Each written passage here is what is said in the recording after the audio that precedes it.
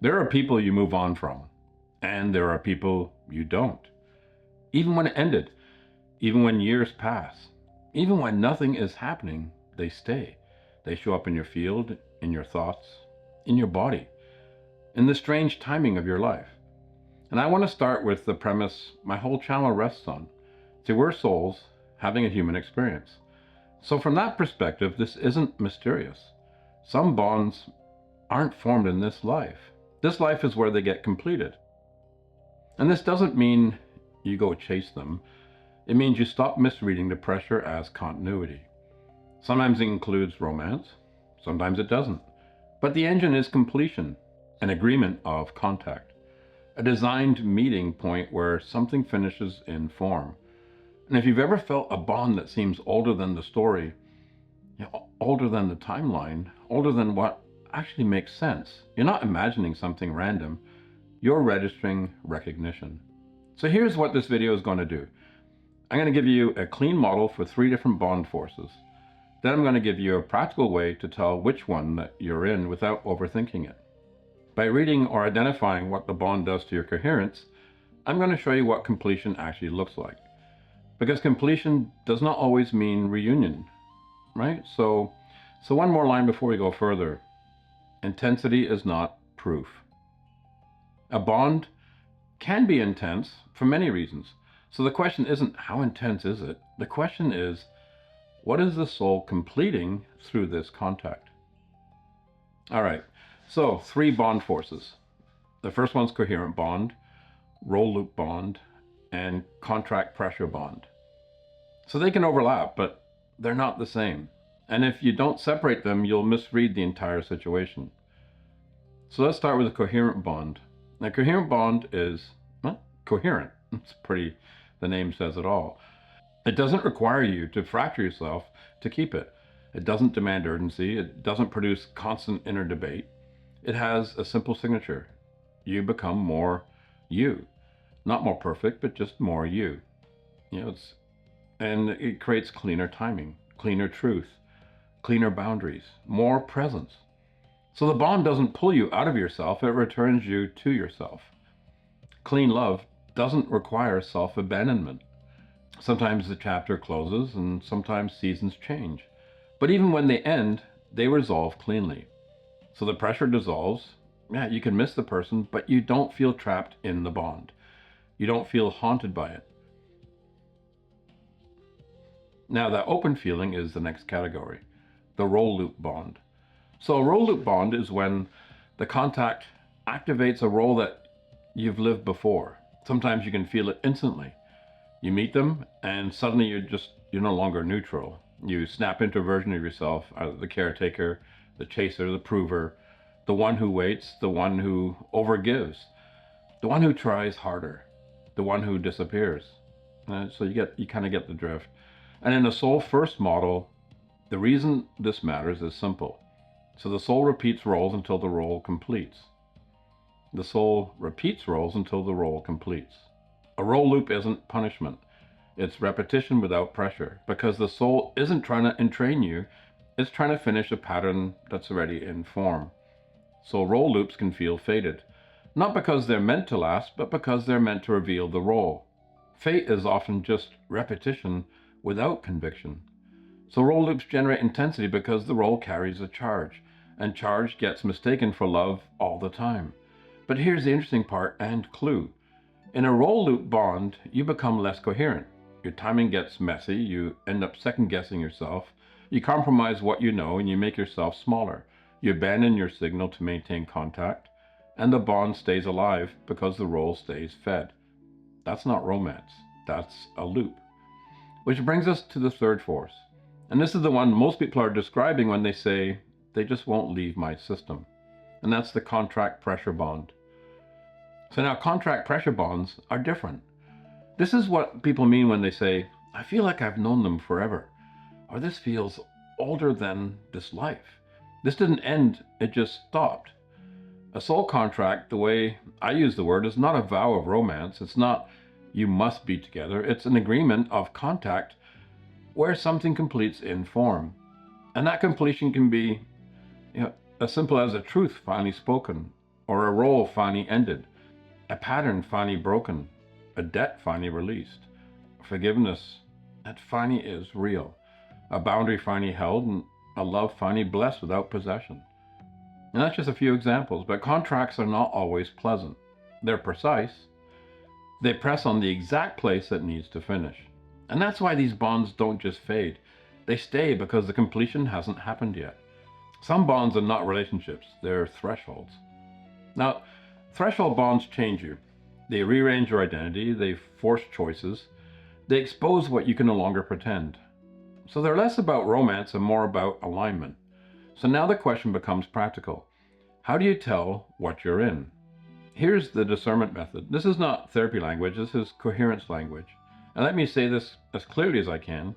These markers don't tell you the category by themselves. They tell you the bond is active. Now, what tells you the category is what happens to your coherence. So here's the first step. Recognition before biography. You feel the bond before you know them. It's not attraction, it's just recognition. Like something in you says, there you are. Not because you want them, because the contact is familiar. The second sign, or the second marker, is role snap in. Around them, you become a specific version of yourself. Not because you're trying, because the bond turns that role on. Right? And then the third sign, or the third marker, is threshold activation. So the bond intensifies at thresholds. Not just when you're lonely, at life thresholds, like moves or births, deaths, endings, beginnings, career shifts, new relationships, around major decisions. The fourth sign or fourth marker is completion pressure. This one is specific. It doesn't always feel like craving. Sometimes it feels sober, like a weight in the chest. Kind of like, well, this must be faced. And it's not with drama, but it has a gravity to it, it has a weight to it. All right, and the fifth sign or marker is permanent change after resolution. So when the bond completes, you don't just feel better, you become different. Your timing has changed, your standards have changed, your availability for the old role has now disappeared and you've grown past it. You stop being able to participate in the same pattern. That's completion. So if you have these markers, you're not making it up, you're registering an active pattern. Now, the category becomes simple. Okay, if the bond increases coherence, it's coherent. That one's fairly straightforward. If it activates a role and scrambles coherence, well, it's probably a role loop. If it brings gravity and completion pressure at thresholds, it's contract pressure. Now here's the distinction that gets confused constantly. Role loop bonds feel urgent and repetitive. Contract pressure bonds feel inevitable and clarifying. All right, the role loop says, do something right now. Contract pressure says, face what's true. Okay, the role loop makes you smaller. Contract pressure makes you cleaner. And coherent bonds make you more coherent without pressure. Now, this is where I want to be careful because contract pressure does not mean you should contact the person. Completion is not the same as reunion. Completion means the pressure has resolved. Completion means the role has ended. It ends. Completion means the contract finishes its movement through you in life. So the key question isn't, do I get them? The question is, what is the completion? What completion actually looks like. So let me give you 3 examples of completion that have nothing to do with getting somebody back. All right, the first example is truth. A truth you never spoke. Not to manipulate them, not to change the outcome, just a clean sentence you finally allow yourself to say. Sometimes the completion is simple. Honesty becomes embodied. Okay, here's the second example. Role release. So you stop being the version of you that the bond activates. You stop chasing, or you stop proving, stop waiting, or you stop overgiving. And it's not as punishment, it's completion. You end the role, and that ends the loop. So then the third completion example is blessing without possession. You can love someone and stop trying to own the timeline. You can bless the bond and release the demand. You can let it be real without trying to make it continue. That's completion. And here's the line that anchors this into the body. All right, if the bond makes you collapse, it's not asking for devotion, it's asking for completion. Because devotion is coherent. Devotion doesn't require self-betrayal. See, devotion doesn't require you to abandon yourself or abandon your timing. So if you're collapsed, you don't romanticize it, you just read it. All right, here's an experiment that tells you what kind of bond force you're dealing with. So it only takes 3 minutes, and do this in a very specific way. Set your timer for 3 minutes, sit still, feet on the floor if you can, take one slow breath. Now bring the person to mind in the simplest form possible, just their face or their name, just one neutral image. And for these 3 minutes, you're doing one thing. You're not running the relationship, you're not deciding what it meant, you're not reviewing the past, you're not building a future scene. If your mind starts narrating, you don't fight it, you just return to the neutral image, like you're holding a photograph. Just the bond in silence. Now track 3 things. First, your body. What changes first? Breath, chest, jaw, belly, shoulders. Where does it tighten? Where do you feel tension? Okay, and then second, your role. What version of you tries to turn on? The chaser, the rescuer, prover, waiter, overgiver, the one who disappears? And then lastly, the third part is the pressure quality. Does it feel like urgency or steadiness or gravity? If it's frantic urgency and the roll turns on, it's probably roll loop. If it's quiet steadiness and you feel more yourself, coherent bond. If it's sober gravity, like something true still needs to be faced, contract pressure. And then I want you to do one more thing. This is where completion reveals itself. Ask one question. What is the smallest act of coherence this bond is asking for? Because completion usually asks for one clean act, not 1,000, usually just one. Either a sentence, a boundary, a release, a refusal, a blessing. And if you don't know what the act is, here's one that's simple and precise. Write one sentence you have never allowed yourself to say about that bond. Not 10, just one. The sentence that has voltage. And then speak it out loud once. Then let the bond sit in silence after that. And watch what happens to your coherence. Now, to make this measurable over time, for the next 7 days, just notice this. Do completion moments keep presenting themselves? A boundary you're asked to hold, a truth you're asked to embody, or a role you're asked to retire. Contracts reveal themselves by repeating the completion request. Okay, so now let me anchor the soul first frame again, because this is the point of the whole video.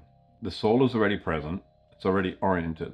So if the bond persists, it's not because the soul is confused, it's because the human chapter is still holding something open.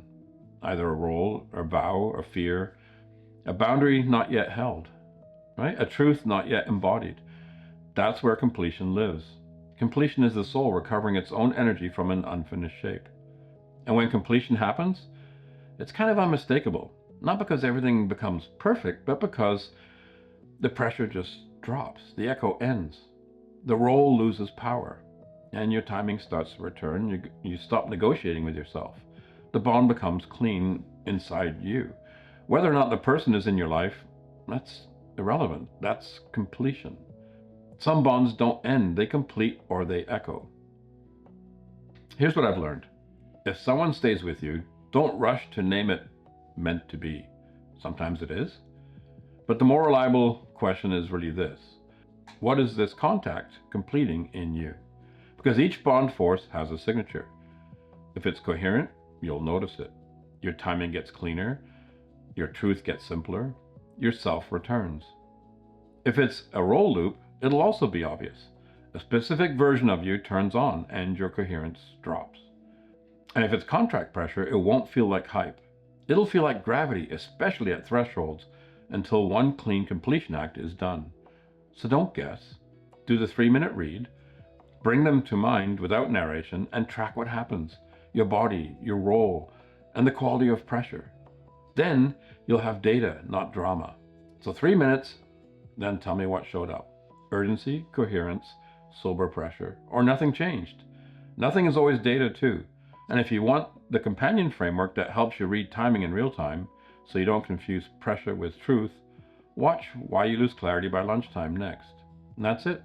Soul first, human chapter second, completion as the point. Thank you.